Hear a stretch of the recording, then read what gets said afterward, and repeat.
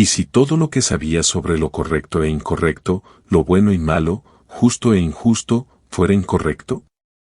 Esta fue la idea radical propuesta por el filósofo alemán Friedrich Nietzsche. Fue uno de los primeros filósofos en examinar nuestro sistema moral, con su énfasis en la simpatía, amabilidad, altruismo y decir que no solo es arbitrario sino realmente indeseable. Es esto lo que le ha valido su reputación como el filósofo por excelencia para los jóvenes rebeldes contra sus padres. Pero rara vez nos detenemos a considerar cuán radical es su visión de la moral y cómo dio vuelta al mundo de la filosofía. En este video, aprenderemos por qué Nietzsche odiaba la moral cristiana, cómo ser una buena persona puede hacerte miserable y por qué las personas supuestamente morales son mentirosas secretas. Pero primero, aprendamos exactamente cómo Nietzsche pensaba que se formó nuestro actual sistema moral, la historia de la moral según la naturaleza. En la obra Amadeus, el compositor Salieri desarrolla una obsesión y envidia hacia Wolfgang Amadeus Mozart. Mientras Salieri tuvo que esforzarse mucho para convertirse en un exitoso compositor, Mozart escribe música mucho mejor sin aparente esfuerzo. Enfurecido y resentido, Salieri se propone arruinar la carrera de Mozart, manchar su reputación y eventualmente asesinarlo con veneno. Desde el estreno de la obra, Salieri se ha convertido en un símbolo casi universal del poder destructivo del resentimiento.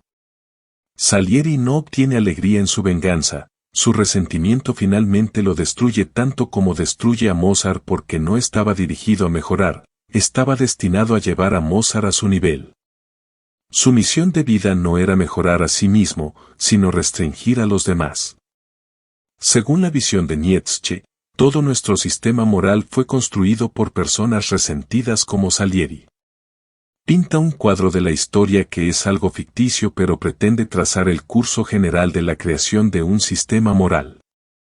Inicialmente, cuando el hombre comienza a formar tribus y sociedades, las personas más poderosas ascienden y son ellas las que deciden qué es bueno.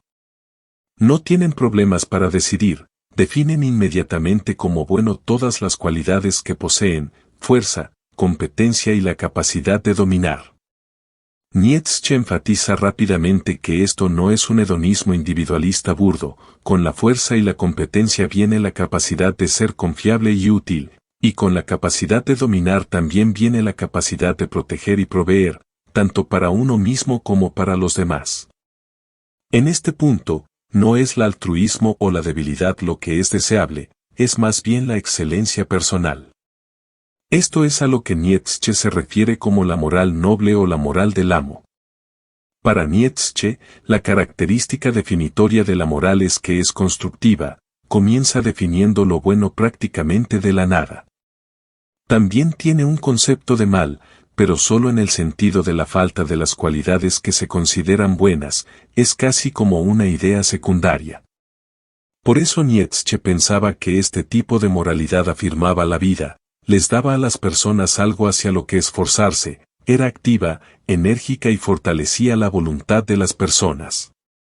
A una escala más amplia, llevó a sociedades exitosas que pudieron conquistar rivales, subyugándolos y asegurando la prosperidad de su civilización.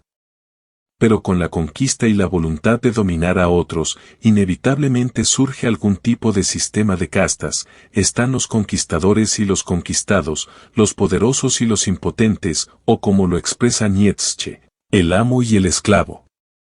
Y así como hay una moral del amo, con el tiempo surgirá una moral del esclavo, la clase subyugada no tolerará su tratamiento para siempre, los llevará a resentir a sus dominadores.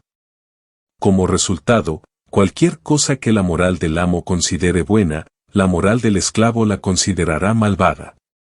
Donde el aristócrata valora la fuerza, el siervo valorará la debilidad, donde el amo valora la voluntad de dominar, el esclavo valorará la sumisión y la obediencia, y donde el noble valora la capacidad de hacer grandes hazañas tanto para el bien como para el mal, el sirviente valorará la inofensividad. Nietzsche pensaba que todo esto era perfectamente comprensible. Después de todo, si has sido dominado, sabes lo desagradable que se siente y te resultará muy difícil valorar la dominación. pero Nietzsche señala una diferencia fundamental entre esta moral del esclavo y la anterior moral del amo. Mientras que los poderosos definían lo bueno prácticamente de la nada y solo luego pasaban a definir lo malo en oposición a eso, el punto de partida de la moral de los desposeídos es demonizar todo lo que tienen los poderosos. No hay aspiración aquí aparte de debilidad e incompetencia, al menos según Nietzsche. Y para Nietzsche, esta moral del esclavo encontró su punto culminante en el cristianismo. Todos los valores cristianos, ayudar a los demás, amar a tus enemigos, rezar por las almas de tus tormentores, la idea de que los mansos heredarán la tierra, todo está destinado a demonizar la fuerza y la dominación a favor de la pasividad y la sumisión. Es el ejemplo por excelencia de una moral del esclavo, y Nietzsche señala que ha conquistado toda Europa y más allá. Un concepto clave para introducir aquí es la voluntad de poder. Nietzsche pensaba que cada ser humano tenía en sí la voluntad de dominar a otras personas y su entorno, de imponer su voluntad en el universo, de cambiar las cosas y remodelar el mundo según lo desearan. Es esta voluntad la que hace que los poderosos quieran dominar a los desposeídos, y es el mismo instinto el que hace que los desposeídos tomen su venganza al cambiar lentamente los valores de la sociedad. Entonces, para resumir, Nietzsche pensaba que nuestro actual sistema moral fue el resultado de una revuelta resentida, donde los subyugados se vengaron de sus dominadores al transformar lentamente los valores de la sociedad.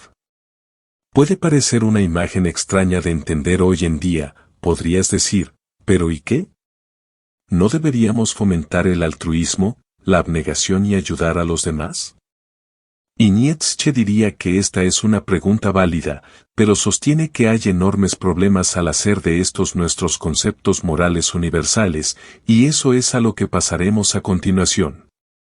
Si deseas obtener más información sobre filosofía y el arte de aprender, suscríbete a mi lista de correo electrónico, el enlace está en la descripción. En segundo lugar, las consecuencias de la mediocridad. En Notas del subsuelo de Dostoyevsky, se narra la historia de un hombre cuya vida ha sido destrozada por la pasividad y la mediocridad.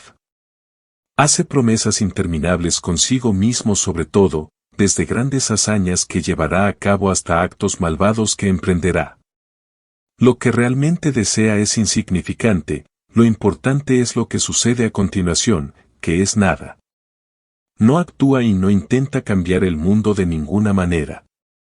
No importaría si el hombre del subsuelo fuera la criatura más malvada de la historia o el alma más amable que caminó por la tierra, es ineficaz, así que simplemente no importa de ninguna manera. No tiene voluntad, fuerza ni capacidad para hacer que las cosas sucedan. Y esto es lo que preocupa a Nietzsche que nos suceda si nos entregamos completamente a la moral del esclavo. Según Nietzsche, los dos factores que impulsan la moral del esclavo son el resentimiento y el miedo a la fuerza. Hablaremos del resentimiento más adelante, pero por ahora, centrémonos en este intenso miedo a los poderosos e incluso al poder mismo. Nietzsche señala lo profundo y obvio, que para lograr cualquier cosa, necesitas ser poderoso. Cualquier persona que haya hecho algo significativo necesariamente debió tener una fuerza extrema o una competencia extrema o ambas, a menos que hayan cambiado el rumbo del mundo completamente por accidente. Esto es cierto tanto para el generoso filántropo que utiliza sus grandes recursos para ayudar a los demás como para el general imperialista que utiliza los mismos recursos para subyugar a millones. Para Nietzsche, el punto es que no puedes tener uno sin el otro, no puedes crear hombres extraordinarios sin crear monstruos extraordinarios. A veces, incluso pueden venir en el mismo paquete. Famosamente, Nietzsche describió a Napoleón como una gran mezcla de monstruo y superior. El temor al poder solo va a reprimir a aquellas personas capaces de destacar sobre los demás y volverse extraordinarias. Si Napoleón hubiera adoptado la creencia de que es mejor ser impotente y dócil que poderoso y fuerte, entonces nunca habría cambiado el rostro de Europa para siempre. Según Nietzsche, en el momento en que tememos al poder, estamos trabajando en contra de nosotros mismos, nuestras sociedades y el éxito general de la especie. Al principio de la genealogía de la moral, Nietzsche dice que va a poner a prueba aspectos de nuestra moralidad para ver si promueven una mayor utilidad y prosperidad tanto para el individuo como para la sociedad a la que pertenecen. Para Nietzsche, el miedo al poder falla en ambos aspectos. En el caso del individuo, significa que solo aquellos que no tienen visión terminarán siendo felices o satisfechos. Y en el caso de la sociedad, significa que nunca producirá personas capaces de dar grandes saltos adelante en beneficio de sus comunidades. Si Napoleón hubiera sido un poco más hábil, podría haber conquistado toda Europa y ahora estaría hablando francés. Nietzsche nos pregunta si Napoleón habría tenido éxito si Francia no hubiera sido inculcada con siglos de valores cristianos. Entonces, Nietzsche nos anima a liberarnos de nuestro miedo al poder. Si no lo hacemos, condenamos tanto a nosotros mismos como a nuestras sociedades a la insignificancia. Es solo cuestión de tiempo. Pero quizás esto te parezca un poco especulativo. Debo decir que me parece un tanto exagerado en algunos puntos. Externamente, las sociedades cristianas han sido algunas de las más exitosas y poderosas de la historia. Aunque Nietzsche diría que eso se debe solo a que aún no habían abrazado completamente la moral del esclavo. Sin embargo, Nietzsche presenta otro argumento crítico: la moral del esclavo nos hará miserables. 3. Resentimiento, autodestrucción y moralidad.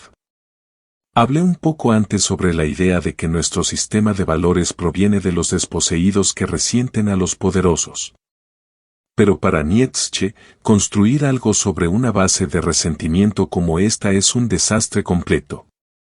Esto se debe a que nos aliena de aquello que queremos llegar a ser y nos hace miserables como resultado. Esto es un tanto abstracto, así que bajemos a la tierra con una historia que se usa a menudo para ilustrar este punto: la fábula de Esopo de las uvas agrias. Esopo cuenta la historia de un zorro que salta para alcanzar unas uvas que cuelgan de un árbol cercano. Después de no poder atraparlas varias veces, el zorro se da por vencido y comenta que las uvas probablemente estaban agrias de todos modos. Esto calma al zorro en el momento, pero fundamentalmente lo condena a nunca conseguir las uvas. Si otro zorro viniera y lograra atrapar las uvas, nuestro héroe se volvería resentido. Por un lado, seguiría deseando las uvas, pero por otro lado, demonizaría las uvas como algo que no vale la pena tener. Esta contradicción lo consumirá por dentro mientras continúe negando su voluntad de tener las uvas. Ahora, reemplaza las uvas con algo mucho más significativo como el poder, el logro o la influencia. Estas son cosas que Nietzsche cree que todas las personas quieren en mayor o menor medida, pero también son las mismas cosas condenadas por la moral del esclavo. El problema es que simplemente decir que son malas no es suficiente para evitar que las personas las deseen. Para Nietzsche, es básicamente imposible dejar de desearlas porque surgen del instinto humano básico orientado a preservar y mejorar nuestras vidas. La voluntad de poder, lejos de frenar el impulso, la persona que vive bajo la moral del esclavo se le dice que una parte fundamental e inmutable de ellos mismos es mala y que son reprobables por tenerla. Esto puede evitar que sigan su voluntad de poder, pero también los torturará por dentro. Creará generaciones de personas miserables y autoodiadas que han visto aplastadas sus aspiraciones a la grandeza. Nos condena tanto a la desesperación como a la mediocridad. Y cuando vivimos nuestras vidas mediocres, miraremos a aquellos cuya voluntad de poder no ha sido suprimida, que están en el mundo logrando grandes cosas o simplemente tratando de lograr grandes cosas, y seremos profundamente resentidos. Miraremos a aquellos más poderosos o exitosos que nosotros y nos diremos a nosotros mismos que deben ser malvados o que lo que tienen no vale nuestro tiempo. Les diremos a aquellos que luchan por cumplir su potencial como seres humanos que están desperdiciando sus vidas y que nunca llegarán a ninguna parte. Quién sabe, Tal vez en ambos casos tengamos razón. Pero estemos en lo cierto o no, seguiremos diciéndolo porque la alternativa es profundamente dolorosa, que alguna vez tuvimos el potencial de esforzarnos por cosas más grandes en la vida, pero ahora esto ha pasado y estamos condenados a vivir los mismos días monótonos hasta que muramos una muerte insatisfecha. Para Nietzsche, una crítica sustancial de nuestro actual sistema moral es que no hace lo que proclama hacer. Ser bueno debería ser útil y cumplidor de la vida. Pero, según el análisis de Nietzsche, ser manso, suave, pasivo y desinteresado no logra ninguna de esas cosas. Todo lo que hace es condenarnos a una vida de frustración constante al negar nuestra voluntad de poder. Es, en su opinión, una forma de vivir profundamente deshonesta, y eso es exactamente a lo que pasaremos a continuación. 4. El hombre moral. Todos conocemos a alguien que, a través de su sistema moral, se ha vuelto completamente insoportable. El tipo de persona que te dará una charla durante la cena y que exigirá a todos a su alrededor estándares morales imposibles que no han aceptado. No muestran interés en construir sus propias ideas novedosas, pero están ocupados condenando a las personas a su alrededor por diversos pecados, especialmente a aquellos que tienen vidas más alegres que ellos. Esta es la idea de Nietzsche de la persona moral, a la que invoca en varios puntos tanto en Más allá del bien y del mal como en la genealogía de la moral. Desde una perspectiva, están haciendo algo perfectamente inobjetable, simplemente están defendiendo los valores de su sistema moral. Pero Nietzsche no compra esta historia en lo más mínimo. Acusa a la persona moral de una deshonestidad fundamental sobre sus motivaciones. La ira justa es un concepto familiar. Es esencialmente cuando alguien se enoja e intenta cambiar el comportamiento de otra persona. Pero desde un punto de vista moral, este tipo de ira ha motivado desde la expansión de los derechos humanos hasta la masacre de diferentes denominaciones religiosas. Mirándolo como un fenómeno histórico, Nietzsche señala que es básicamente una fuerza amoral. Es simplemente un grupo de personas intentando imponer su moralidad a otros. En otras palabras, es la expresión de la voluntad de poder del enojado. Y es importante señalar que Nietzsche no ve nada inherentemente malo en esto. Él piensa que es natural querer afirmar tu voluntad contra otros. No juzgaría a ninguna de estas personas por querer cambiar el mundo, mejorarse a sí mismos y a personas como ellos. Simplemente señala que, lejos de ser una cruzada por la verdad o la justicia metafísica, todo esto es simplemente la voluntad de poder con una buena campaña de relaciones públicas. Pero el problema con esta deshonestidad es que limita fundamentalmente la voluntad de poder. Significa que solo podemos afirmar nuestra voluntad cuando ideamos alguna justificación teórica para ello. Y si estamos atrapados en la moral del esclavo, estas restricciones serán muy apretadas. Nuevamente, Nietzsche señala el efecto sofocante de la moralidad en aquellos a quienes considera excepcionales. La misma cosa que hizo que Napoleón fuera grande a los ojos de Nietzsche fue su afirmación de su voluntad de poder a pesar de no tener una justificación moral para querer conquistar toda Europa. Fue su capacidad para actuar más allá del bien y del mal lo que lo destacó del resto. Si en cambio hubiera pasado su tiempo lamentándose sobre si estaba actuando moralmente, nunca habría dejado su huella en la historia.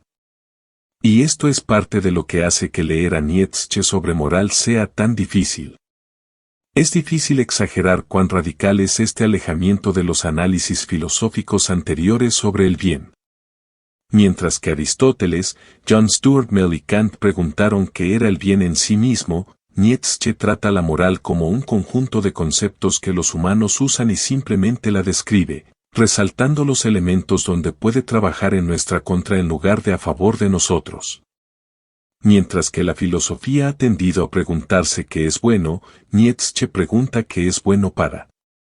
Pero hay una pregunta que todos debemos hacernos ahora: ¿qué hacemos con el análisis de Nietzsche? 5. ¿Qué sigue? El análisis de Nietzsche sobre la moral es una de las tesis más controvertidas en filosofía. Es antidemocrático, antiegalitario y se opone a casi todo lo que consideramos intuitivamente bueno, y esto es intencional. Pero, ¿qué podemos hacer con esta información? ¿Debemos abandonar nuestros antiguos valores y forjar nuevos que prioricen la fuerza, la voluntad y la dominación? Bueno, eso es lo que algunas personas sacan de ello, pero si no quieres llegar tan lejos, y no muchas personas lo hacen, aún hay una brillante perspicacia que se puede encontrar en los pensamientos de Nietzsche. En primer lugar, muestra cómo la fuerza y el poder no necesitan ser cosas malas. La capacidad de ser un gran benefactor para la humanidad va de la mano con la capacidad de hacer un gran daño. Una moralidad que glorifica la debilidad y la mansedumbre en exclusión del mejoramiento personal y la competencia está haciendo un mal servicio a sus seguidores al hacer activamente sus vidas peores. En segundo lugar, sugiere que quizás deberíamos ser un poco más escépticos respecto a aquellos que construyen su identidad en torno a ser morales. La observación de Nietzsche de que las profesiones de bondad pueden ocultar una voluntad de poder oculta es una maravillosa pieza de sabiduría cínica. Tener cuidado con la persona que usa la moralidad como un cuchillo es un consejo bastante bueno para nuestras vidas interpersonales. Por último, y lo más importante, muestra que no debemos dar por sentados nuestros conceptos fundamentales como si estuvieran más allá de la crítica. Bien y mal, verdad y falsedad, apariencia y realidad, estos no son relicarios sagrados que no se pueden cuestionar. Podemos cuestionarlos, interrogarlos y ver si están haciendo el trabajo que queremos que hagan. No tenemos que abandonarlos por completo, pero tal vez queramos modificarlos ligeramente para mejorar nosotros mismos y nuestras sociedades. Nietzsche, más que cualquier otro filósofo occidental antes que él, nos recuerda nuestra libertad para elegir nuestros valores. El subtítulo del libro de Nietzsche, El ocaso de los ídolos, es como filosofar con un martillo, y esto resume maravillosamente el enfoque de Nietzsche. Nietzsche está destruyendo las antiguas suposiciones filosóficas de que la bondad y el mal existen o incluso de que la bondad es buena, y abre paso a un nuevo tipo de filósofo, uno que barra los fragmentos rotos de estos antiguos sistemas y cree nuevos, que fomenten una participación en el mundo que sea poderosa, activa, amorosa y, sobre todo, afirmativa de la vida. Te animo a que leas a Nietzsche por ti mismo para obtener tus propias ideas aquí, ya que he tenido que omitir muchos detalles. Los dos textos clave para recoger en este aspecto de su filosofía son Más allá del bien y del mal y la genealogía de la moral. Y si deseas un poco más de filosofía constructiva de Nietzsche, haz clic aquí para conocer su radical doctrina de amar tu destino, pase lo que pase, y quédate para obtener más sobre el pensamiento para mejorar tu vida.